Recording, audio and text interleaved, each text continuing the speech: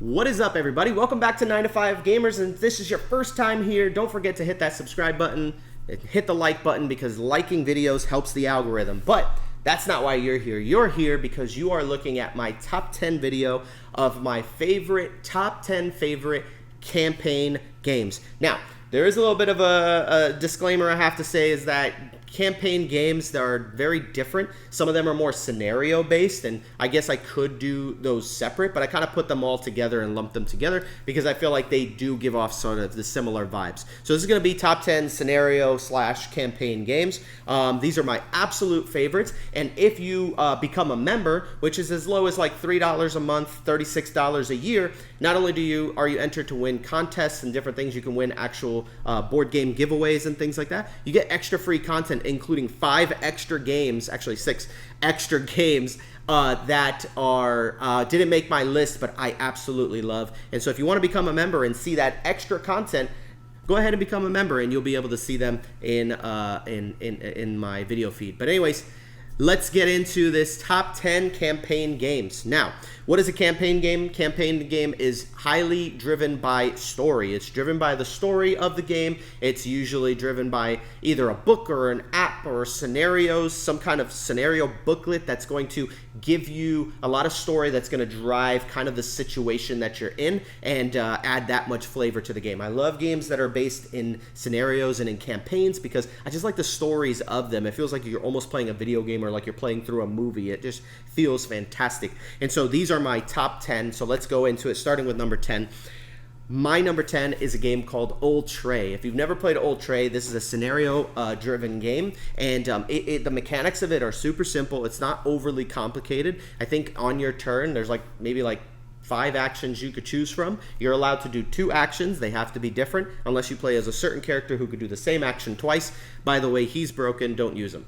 Yeah, there's a lot of interesting things that you can do in this game. You're fighting dragons and goblins. They just came out with an expansion for the undead, and it's got these skeletons and zombies.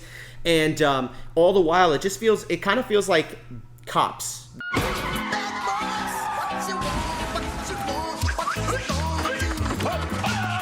The show, it feels like I'm playing Cops. There's this big fortress, and there's a bunch of little provinces around that fortress, and my job is to make sure that there's peace and that there's no issues. And so I'm listening to rumors, taking rumor cards, and one of the cool mechanics is that you pick up these cards that have a rumor, and so you hear the rumor and you have to do skill checks by rolling dice. So it is a little luck based, but it's fun. It's just fun to chuck dice, and you can actually mitigate that a little bit. So you read the text on the card, and it'll give you a situation, and you go, okay, how do I want to proceed with this? I'm gonna go ahead and skill check it. If I pass, then I get a certain reward. If I pass it with flying colors, I'll get a better reward. If I fail it, then I'll lose something that we need for the city. Old Tray is a phenomenal game, and it's got great artwork by the Grand Master of Art himself, Vincent Dutrait, which I absolutely love the artwork on this game. But this game was really well put together. I believe it was Antoine Bauza who did it. I don't know why I always confuse Antoine Bauza and Bruno Cathala for some reason, but it's one of those two, but I'm pretty sure it's Antoine Bauza. But it's an amazing game. Definitely got to try it out. That is Old Tray. My number 9 is a game called Vagrant Song, and this made my top 10 spooky games, which if you haven't seen that video, go ahead and check the card in the corner. I did my top 10 Halloween games, spooky games for the October season. But Vagrant Song is an incredible game. It's basically you're on a train and you play as vagrants who have gotten onto this train, and the train is basically haunted by ghosts, which they call haints, and your job is not to exterminate them. You're not Ghostbusters. Don't move. It won't hurt you. So you're not Ghostbusters, but you're there to restore the ghosts' humanity by smacking some sense into them. So you're kind of fighting them, but I like the mechanic of as you lose humanity, your health, right, is your humanity. As you lose your humanity, when you take damage, you start to become a haint and you start to travel westward, which is not good. But when you hit ghosts, they gain humanity and become, people again, which I think is the main premise of the game. But it's kind of like a boss battler, and there's 3 train carts, and you just kind of battle this boss on this train cart, and there's a whole bunch of different haints that you can play against. It has a little bit of a story to it, but what it's really got is this camp section where you can like upgrade and get stronger at the end of each game, which is really cool. You get upgraded item cards and things like that, and each player has their own individual player who has their own unique powers, so it's like asymmetric, but at the same time everybody has like the same basic movements and basic actions that they can take. It's phenomenal, like Vagrant Song. And not to mention, if you check right now, I believe Vagrant Song has an expansion, and you can get the new expansion that's coming out, and they have these acrylic standees instead of like the cardboard standees. They've got acrylic ones. Beautiful. I would not trade these acrylic standees for miniatures any day of the week, which I don't know if the new campaign adds miniatures, but if you like painting, get the miniatures. But honestly, these acrylic standees are perfect. You don't need anything past that. They're so beautiful. And in the right lighting, they look amazing. This game is phenomenal, man. I love this game. Chef's kiss. I couldn't recommend this game even more. Then we've got my number 8, Marvel Champions, the card game. And it's been a while since I played Marvel Champions, because honestly I've been cooling on the game. But if you understood how many plays I have of this game, I'm talking like I've got like 100. I've got to have like 100 plays. I think the last time I checked was somewhere in the 40 to 50 range, and that was years ago. Like I've played it since then a ton. I haven't played it a lot because I've been kind of cooling on it. Just it's a lot to play solo, but when you have people to play with, Marvel Champions is an LCG where you play as a hero against the villain, and the villain is just run by a deck of cards that you build up together at the beginning of the game, and you flip cards over and they tell you what to do. It's simple. Memorizing all the keywords is probably the most complex part of the game, but man, the puzzle of how you have a hand of cards, each card in your hand has an ability, and in order to play the card, you have to pay the cost of it in the top left corner, and that cost, you pay it with cards in your hand. So it's like, if I'm going to play this card, it costs me 2, so I need to get rid of 2 cards from my hand, so I just got rid of 3 out of my 5 or 6 cards in my hand, and now I only have 2 cards left to work with. I can hold on to those to the next round, or I could discard them and draw back up at the end of my turn, and you just damage the boss until you knock him out. You've also got to deal with his schemes. Marvel Champions is fantastic, but the cool part is they have, I think, 5 campaign boxes. With one with Red Skull, you've got the Guardians of the Galaxy box, you've got the Thanos box, you've got there's 2 X-Men boxes now. You had the Spider-Man box, which was the Sinister Symbiote, or whatever it was called, the Sinister. It's like the Sinister Six, but they called it something else. I forgot what it was called. But that's and these scenarios are cool because they add like these things that happen when you flip the pages. The campaign book is literally a comic book with fresh artwork. It's beautiful. This game is great, man. Like, if you've never played Marvel Champions, but get ready to take your wallet and empty it out, because this game will suck up all your money. Marvel Champions. My number 7, Zombicide 2nd Edition. And there's a lot of different Zombicides. This is the only one I've played, and I will say that probably in the next like 2 weeks or so, it's going to get replaced by Marvel Zombies, which I have the entire Kickstarter coming in. I went ahead and backed it, and I went all in on it, except for Galactus. I don't need a $200 expansion with a gigantic Galactus figure. I definitely don't need it. I need it! Would have been cool to put it up on my shelf or something like that, but you probably would have never seen it. But it's pretty interesting. But I went all in on that one, and I know that one's going to replace it. But Zombicide is a scenario-driven game where you just fight zombies. It's such a, like, for me, it's such a turn-your-brain-off game.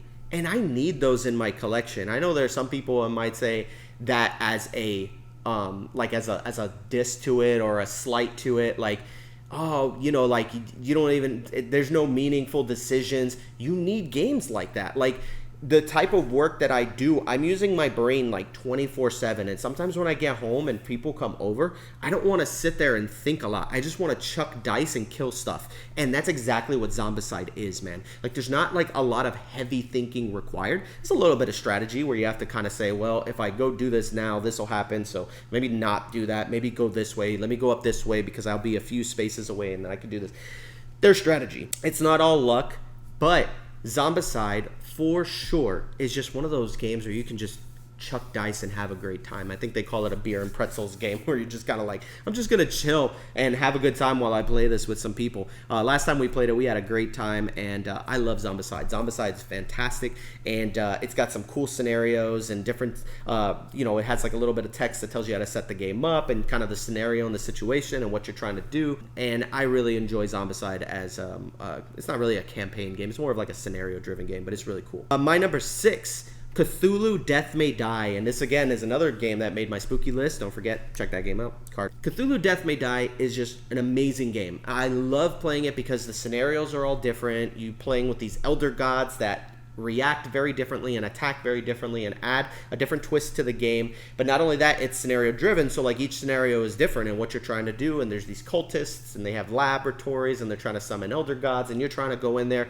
There's one scenario where everything is just on fire, and then there's a lot of other different scenarios that have different monsters that do different things. People had recommended it to me and I was like, not interested because I'm not interested in Cthulhu. But then a friend of mine, she was super interested in the game. So she bought the game as a birthday present for me. She said, no, it's for you. But basically, she's like, it was for me. I bought it for myself. But I don't mind that at all because I'm like, hey, I get new games and it's awesome. So thanks, Allison. But anyways, it was really cool, man. Like, I was not interested in the game, but once I played it and I took it out, I was like, yo, this game is great, man. And I've had such a fun time playing it. Not to mention the different player powers and different boards and stuff and how everybody's asymmetric, but yet have similar things in common as far as action selection goes and stuff. It's cool, man. It is such a cool game. I really enjoy Cthulhu Death May Die.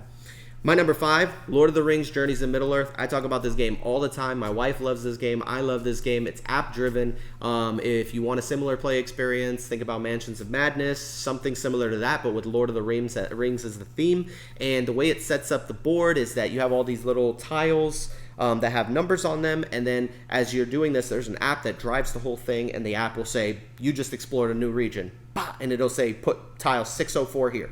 What? And then you just put it there. It's got a ton of expansions. You can play as all of the characters from Lord of the Rings, including some new ones that they've added in that are really, really great. It is super cool, man. I love this game, and I just like the story that's behind it and kind of where you're headed in the game. I won't spoil anything, but there's some really cool fights and some really cool bosses that you get to go against, and this game is just great. If you can get your hands on this game for under $70, buy it. If you see this game less than $70, you absolutely should buy it because it's very expensive. It could be like anywhere from like, I think 80 to 100. But I love it. I love this game. I'll never get tired of it. Number 4, Massive Darkness 2 Hellscape. This one rocketed up the list pretty quick, and that's because, man, in Massive Darkness 2, it reminds me a little bit gameplay-wise of Zombicide, except that each player is unique and has their own mechanic that they use. It's like almost like a little mini game. Like there's one guy who has an archer who has like a deck of arrows, and you flip over arrows, but if you flip over the wrong ones, you can bust. There's another person who has like a little bag builder. There's another person who is a paladin who can cleanse areas and add buffs to certain areas. It's so cool, man. I think that's the thing that I like about it more than Zombicide and more than some of these other games. And it's scenario driven, which is really cool too, because sometimes scenario is better than campaign, because campaign you can get tired of after a while, but scenario, it's like I could just pick a scenario and we can go back and do this. Not to mention it's got a ton of expansions, but it is a CMON game, and I know there's a lot of them in my list. I like CMON games, but one of the things is like you'll need expansions to keep it going. I think there's enough in the base game to be happy with, but the expansions I think are going to add some extra characters, some extra scenarios, and things to battle against, baddies to battle against, and it's dice driven. You're chucking a ton of dice. It's so much fun. It was a great game. I really love Massive Darkness 2. My number 3, Too Many Bones, man. This was recommended to me so many times, and not only that, I watched so many people play it, and I just was so intrigued by the whole chip theory games. So if you don't know what chip theory games are, they're just, instead of miniatures or standees, your figures are literally a chip and then under it you have a bunch of little red health chips. And so whenever you take damage, you just take a couple of chips out, and then that's your character's life starts to chip down. No pun intended. And as you do that, you start to chip down at the health, and they'll start to get lower, and then you can heal yourself. But each gear lock is really cool because this is a really cool dice manipulation game where all of your characters have dice that they roll for attacks and different things like that. They're called bones. But not only that, you have dice that you're able to manipulate and say, hey, I'm going to increase this stat. So my base stat is 4 plus, and then you put a dice that says 1. 4 plus 1 is 5. Then you can move that up to a 3. 4 plus 3 is 7 now. So now my max health is like 7 or whatever. And it's really cool because it dictates how many dice you can do and stuff like that. And you go against bosses, and it's scenario driven, and these bosses are hard, man. This game is very difficult. I do not find this game easy at all. I think the first time I played this scenario, I lost like the first 2 games. Maybe I won 1. I'm not even sure. But this game is tough, but it's fun, man. It is so much fun. And man, you get a lot of chips and a lot of quality in a small little box. I really love Too Many Bones. But man, I just love the campaign and the story behind it and stuff like that, and what you're kind of trying to do by driving out the different monsters. It's great. My number 2, surprisingly, is Artisans of Splendid. This game has skyrocketed up. I've talked about it a million times on my channel, and that's just because it's so good. It is a campaign-driven game, but it's driven by actual novels that you read with friends, and each person's novel is unique to themselves. And sometimes the text will be the same in certain areas, but then there's certain parts where it's text that only your book shows, and so you have to read that text out loud and kind of role play the character. It is really, really interesting the way that works. It's got the Jaws of the Lion, like Gloom Haven style booklet that it's not threefold, it's just, you just open it. But it's got the map in the booklets, and so every time you're doing a battle, you take out the battle map, you open it, and then you do exploration, and the exploring is in the books. It reminds me of like those old Goosebump books, or those books that you would read, and it says, hey, do you want to go through the dark corridor, or do you want to go out the window and go to this part of the map? If you do, go to page 74. If not, go to page 78.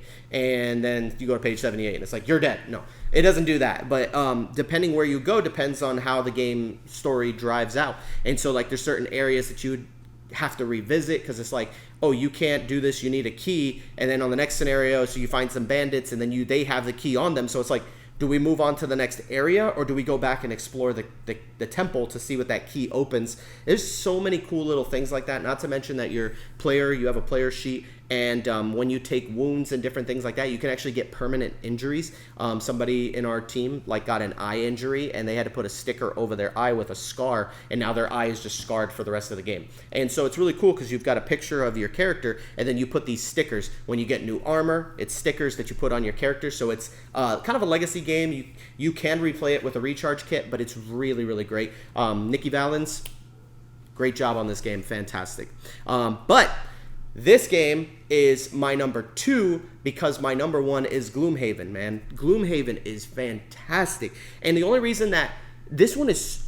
Artisans is so close to Gloom Haven, it's a little simpler, which I think makes it more approachable for a lot of people. So I think that's a better pick. Like if you're looking for like a first dungeon crawlery campaign game, like this game's actually pretty simple. It's not that complicated to play. I feel like Gloomhaven's a lot more complex. But Gloomhaven is just, man, the scope of Gloomhaven, the characters you can play as, the individual decks of cards, and how you get it's not like a deck builder where you have to build up this deck and then get new cards and stuff like that.